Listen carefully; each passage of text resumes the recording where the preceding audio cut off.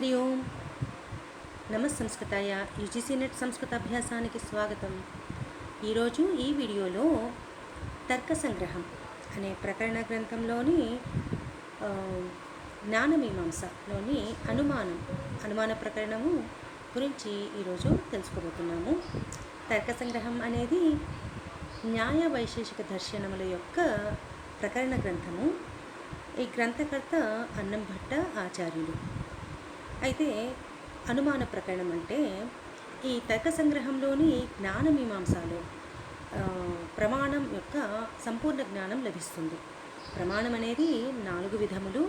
అది ప్రత్యక్షమని, అనుమానము, ఉపమానము, శబ్దము అని 4 విధములుగా ఉంటుంది. దాంట్లో ప్రమాణం గురించి ముందే తెలుసుకున్నాము. ఇప్పుడు అనుమానము అంటే ఇలా నిర్వచనం ఉంది. అనుమితికరణం అనుమానం. అను అంటే తర్వాత, మీయతే అంటే తెలియబడేది. అంటే ప్రత్యక్షం అనే ప్రమాణం తర్వాత తెలియబడే ఈ ప్రత్యక్షం అనే ప్రత్యక్ష ప్రమాణం ద్వారా ప్రత్యక్ష జ్ఞానం తెలుస్తుంది. దీని తర్వాత తెలియబడే జ్ఞానము అనుమాన ప్రమాణం ద్వారా తెలియబడే అనుమితి అనే జ్ఞానం. ఈ అనుమితి జ్ఞానం తెలియడానికి ఆ సాధనం ఏదైతే ఉందో, ఆ కరణం ఏదైతే ఉందో అది అనుమానం. అనుమితి అంటే ఏంటి అంటే నిర్వచనం ఇలా ఉంది.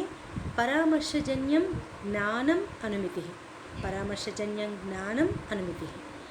పరామర్శ వల్ల పుట్టే జ్ఞానం అనేది అనుమితి.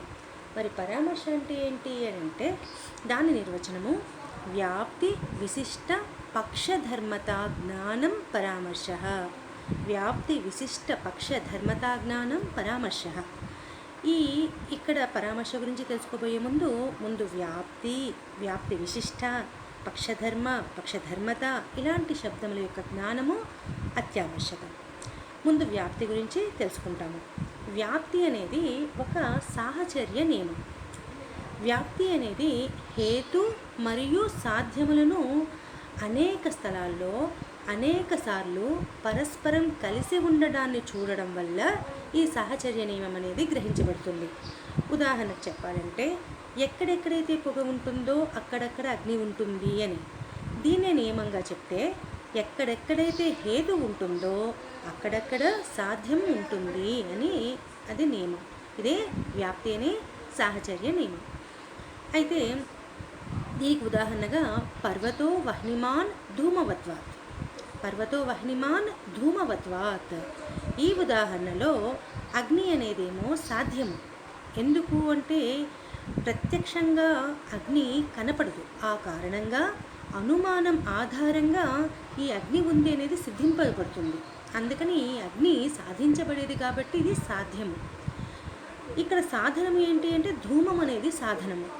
ఎందుకు అంటే ధూమమును ప్రత్యక్షంగా చూడగలుగుతాం మరియు అది ఉంది ఆల్రెడీ, అందుకని ఇది సిద్ధము.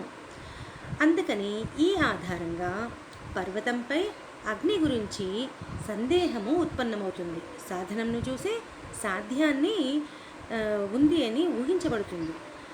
తర్వాత అసలు వ్యాప్యత్వం అంటే ఏంటి అంటే అల్పదేశ వృత్తిత్వం వ్యాప్యత్వం. అల్పదేశ వృత్తిత్వం వ్యాప్యత్వం. ఈ పై వాక్యాన్ని అనుసరించి సాధనము లేదా హేతువు అనేది వ్యాప్యం, అంటే తక్కువ ప్రదేశంలో ఉండేది వ్యాప్యము. అధిక దేశ వృత్తిత్వం వ్యాపకం. ఈ పరిభాషణాన్ని అనుసరించి సాధ్యం అనేది ఇప్పుడు వ్యాపకము, ఇది అధిక దేశంలో ఉంటుంది. ఈ విధంగా వ్యాప్తి ప్రత్యక్ష జ్ఞానంతో గ్రహించబడుతుంది.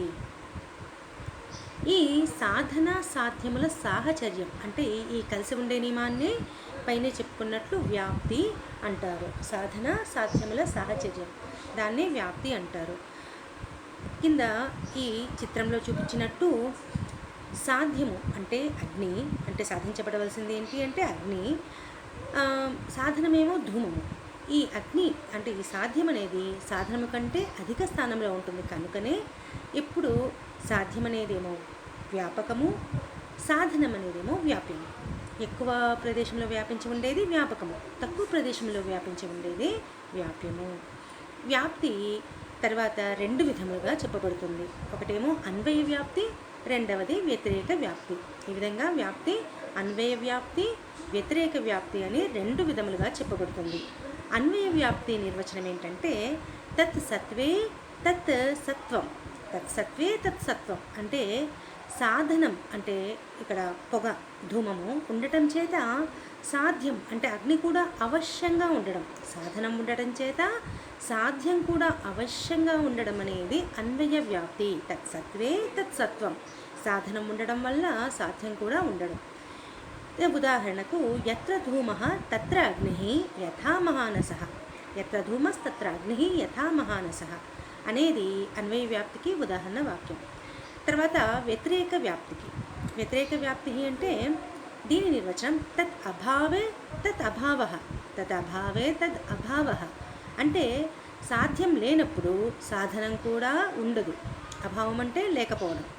ఉదాహరణకు ఎత్ర వహ్నిః నాస్తి, ఎత్ర వహ్నిః నాస్తి తత్ర ధూమోపి నాస్తి యథా మహాహృదః, ఎక్కడైతే అగ్ని ఉండదో అక్కడ ధూమం అంటే పొగ కూడా ఉండదు, ఎలాగైతే సరస్సు వలె.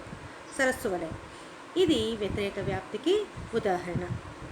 ఇందనక ఎత్ర ధూమస్తత్ర అగ్ని యథా మహానసః అంటే ఎక్కడెక్కడైతే అగ్ని ఉంటుందో ఎక్కడెక్కడైతే పొగ ఉంటుందో అక్కడెక్కడ అగ్ని ఉంటుంది. ఎలాగైతే వంటిల్లులో మనము పొగను చూసి అగ్ని ఉంటుందని నిశ్చయంగా చెప్తాం కదా, అది ఆ మహానసః అంటే వంటిల్లు అనేది అన్వయ వ్యాప్తికి ఉదాహరణ. వ్యతిరేక వ్యాప్తికి ఎత్ర వహ్నిః నాస్తి తత్ర ధూమోపి నాస్తి యథా మహాహృదః అనేది వ్యతిరేక వ్యాప్తి ఉదాహరణ. తర్వాత పక్షధర్మత అంటే తెలుసుకుంటాము. పక్షధర్మత అంటే నిర్వచనం ఇలా ఉంది: వ్యాప్యస్య పర్వతాది వృత్తిత్వం పక్షధర్మత, వ్యాప్యస్య పర్వతాది వృత్తిత్వం పక్షధర్మత అంటే అర్థం ఏంటంటే హేతువు అంటే కారణం. హేతువు అనేది పక్షము నందు ఉండడాన్ని, హేతువు పక్షము నందు ఉండడాన్ని పక్షధర్మత అంటారు. కింద చిత్రంలో కూడా ఉంది చూడండి. పర్వతం అనే ధర్మి అనుకుంటే ఆ ధర్మికి ఉండే దాన్ని ధర్మము అంటారు. పర్వతం మీద ధూమం ఉండడాన్ని ధర్మత, పర్వతము నందు ధూమం ఉండడాన్ని ధర్మి యందు ధర్మం ఉండడాన్ని ధర్మత అంటారు. ధర్మి యందు ధర్మం ఉండడమే ధర్మత. ఈ విధంగా హేతువు పక్షమునందు ఉండడాన్ని పక్షధర్మత అంటారు. ఇదే వ్యాప్యస్య పర్వతాది వృత్తిత్వం పక్షధర్మత అని పక్షధర్మత యొక్క నిర్వచనం. పక్షము అంటే సులభంగా సింపుల్ టర్మ్స్లో చెప్పుకోవాలంటే మనం దేన్ని గురించి తెలుసుకోవాలనుకుంటున్నామో దానిని పక్షం అంటారు. ఉదాహరణకు పర్వతం. మరి సాధ్యం అంటే ఏంటి అంటే పక్షములో లేదా పక్షమునందు మనం ఏమి నిరూపించాలి అనుకుంటున్నామో అది సాధ్యం. ఉదాహరణకు అగ్ని, పర్వతం నందు అగ్నిని నిరూపించాలి, అందుకని అది సాధ్యం. హేతు అంటే సాధ్యమును నిరూపించాలి అంటే మనకు ఉపయోగపడే సాధనము హేతు. ఉదాహరణకు ఇక్కడ పొగ, ఇక్కడ హేతువు పక్షమునందు ఉంది అంటే పొగ పర్వతంపై ఉంది అన్న దానినే పక్షధర్మత అంటారు. వ్యాప్తి అంటే ఏంటి? పొగ ఉన్న చోటల్లా అగ్ని ఉంటుంది అనే సార్వత్రిక నియమం.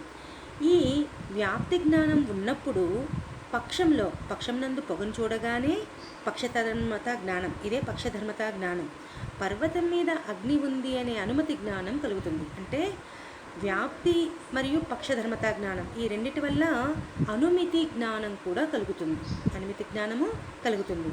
అంటే దీన్ని నిర్వచనంలాగా చెప్పాలంటే వ్యాప్తి నియమం గురించి తెలిసి ఉండటంతో పాటు హేతువు పక్షంలో ఉంది అని తెలుసుకోవడాన్ని పక్షధర్మతను కలిపి ఈ రెండింటిని కలిపి పరామర్శ అంటారు. దీన్నే నిర్వచనము వ్యాప్తి విశిష్ట పక్షధర్మత జ్ఞానం పరామర్శ. అదే ఇందనక పరామర్శ యొక్క నిర్వచనం.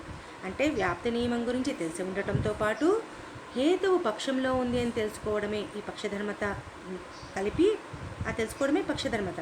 కాబట్టి వ్యాప్తి నియమం గురించి తెలిసి ఉండటంతో పాటు పక్షధర్మత కలిపి పరామర్శ అంటారు. ఈ పరామర్శ వల్లనే పర్వతము అగ్నిని కలిగి ఉంది అంటే పర్వతో వహ్నిమాన్ అనే అనుమితి అనే జ్ఞానం ఏర్పడుతుంది. పరామర్శ వల్లనే పర్వతము అగ్నిని కలిగి ఉంది అనే అనుమితి జ్ఞానం ఏర్పడుతుంది. ఇక్కడ ఇంకా చివరిలో పక్ష అంటే సపక్ష, విపక్ష ఈ మూడింటి యొక్క నిర్వచనాలు తర్క సంగ్రహాన్ని అనుసరించి పక్ష అంటే ఏమో సందిగ్ధ సాధ్యవాన్ పక్ష. సందిగ్ధ సాధ్యవాన్ పక్ష అంటే ఏ అధికరణంలో అయితే, ఏ ఆశ్రయంలో అయితే సాధ్యం సందిగ్ధంగా ఉందో, సందేహంగా ఉందో దానిని పక్షం అన్నారు. ఉదాహరణకు పర్వతం నందు అగ్ని ఉందా లేదా అనేది సందిగ్ధం, అందుకని ఈ పర్వతము ఇక్కడ పక్షము అన్నారు. సపక్ష అంటే ఏమో తర్వాత నిశ్చిత సాధ్యవాన్ సపక్ష అంటే నిశ్చిత సాధ్యవాన్ సపక్ష ఏ అధికరణంలో సాధ్యం అనేది నిశ్చయంగా ఉన్నదో, నిశ్చయంగా ఉంటుందో దానిని సపక్షం అంటారు. ఉదాహరణకు మహానసః. మహానసః అంటే వంటిల్లు, అంటే పొగను చూసి వంటింట్లో అగ్ని ఉందనేది నిశ్చయంగా చెప్పగలము, ఎందుకంటే వంటిల్లు అనేది అగ్ని అనేది అక్కడ నిత్యము అక్కడ ఉంటుంది కాబట్టి మహానస వంటిల్లు అనేది నిశ్చయంగా అగ్నికి అది అధికరణం. తర్వాత విపక్ష. విపక్ష నిర్వచనం ఏంటంటే నిశ్చిత సాధ్య అభావవాన్ విపక్ష. నిశ్చిత సాధ్యాభావవాన్ అంటే నిశ్చిత సాధ్య అభావవాన్ విపక్ష అని నిర్వచనం. అంటే ఏంటి అంటే ఎక్కడైతే సాధ్యం నిశ్చయంగా అభావంగా ఉంటుందో దాన్ని విపక్షం అంటారు. అంటే నిశ్చయంగా సాధ్యం అక్కడ ఉండదు, దాన్ని విపక్షము అంటారు. ఇక్కడ మనకు సాధ్యం అనేది అగ్ని. దీనికి ఉదాహరణకు మహాహృద. మహాహృద అంటే సరస్సు నందు నిశ్చయంగా అగ్ని ఉండదు కాబట్టి ఇది విపక్షానికి ఉదాహరణ. ఈ విధంగా అనుమాన ప్రకరణము ఈరోజు ఈ వీడియోలో చెప్పుకున్నాము. ఇంకా హేత్వాభాసం గురించి ఇంకొక వీడియోలో చెప్పుకుంటాము. అంతవరకు నమస్సంస్కృతాయ, ధన్యవాదः.